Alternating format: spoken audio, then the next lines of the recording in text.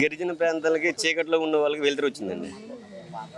ఎందుకనంటే నాకు తెలిసి భారతదేశానికి స్వాతంత్రం రాకముందు, స్వాతంత్రం వచ్చిన తర్వాత భారతీయులు ఎంత సంతోషపడ్డారో, ఈరోజు కూటమి ప్రభుత్వంలో పవన్ కళ్యాణ్ గారు డిప్యూటీ సీఎంగా యాడ్ అయిన తర్వాత ఆంధ్రప్రదేశ్లో గిరిజన ప్రాంతాలు అనేవాళ్ళు వాళ్ళకి జీవితాలకు ఒక అర్థం వచ్చిందని వాళ్ళు భావించుకుంటుంటారు. ప్రపంచం చూసిందండి, ప్రపంచం అంగీకరించింది కూడా. ఇలాంటి డిప్యూటీ సీఎం ఒక 100 రాష్ట్రాలకి సీఎంతో ఆంధ్రప్రదేశ్లో ఒక్క డిప్యూటీ సీఎంతో సమానం. అంటే గతంలో పవన్ కళ్యాణ్ గారు ఆ ప్రాంతం రాకముందు మీ పరిస్థితి ఎలా ఉండేది? ఆయన వచ్చిన తర్వాత రోడ్లు వేయించారు, కనీసం చివరికి చెప్పులు కూడా అందరూ చెప్పులు కూడా ఇవ్వడం జరిగింది.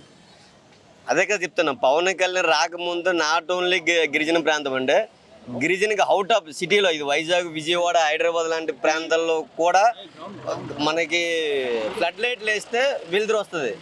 పగలు మనకు కావాలంటే సూర్యుడు కావాలి, నైట్ కావాలంటే ఫ్లడ్ లైట్లు కావాలి.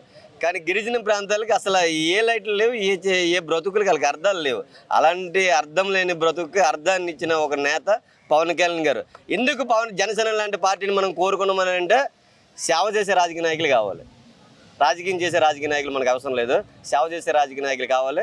ప్రపంచంలో ఏ గూగుల్లో వెతికినా, ప్రపంచం పుట్టిన నుంచి ప్రపంచం అంతమైపోయిన వరకు ఒక నిఖార్సమైన రాజకీయ నేత ఎవరైనా ఉన్నారంటే అది కొనుదేల పవన్ కళ్యాణ్ గారు మాత్రమే. మీ ప్రాంతం గతానికి ఇప్పుడు ఎలాంటి మార్పులు వచ్చినాయి మీ గ్రామాల్లో?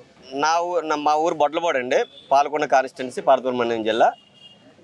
మా ఊరు పుట్టిన నుంచి గ్రామ దేవతకే రహదారిని ఈరోజు పవన్ కళ్యాణ్ గారు డిప్యూటీ సీఎం గ్రామీణ అభివృద్ధి శాఖ తీసుకున్న తర్వాత, మా కాన్స్టిట్యున్సీలో జనసేన పార్టీ ఎమ్మెల్యేగా గెలిచిన తర్వాత గ్రామానికి రహదారి లేని గ్రామానికి 100 సంవత్సరాలుగా లేని రహదారికి మా ఊరికి ఈరోజు నేడు రహదారి అనేది వేయడం జరిగిందండి. ఇదే కదండి మార్పు కోరుకున్నది. ఇది పవన్ కళ్యాణ్ గారి వల్ల మాత్రమే సాధ్యమవుద్ది, జనసేన మాత్రమే సాధ్యమవుద్ది. జనసేనలో కూటమిలో పవన్ కళ్యాణ్ గారు ఉన్నంత కాలము ఈ కూటమిని పడగొట్టే ప్రభుత్వం కానీ, పడగొట్టే నాయకుడు కానీ పుట్టబోడు.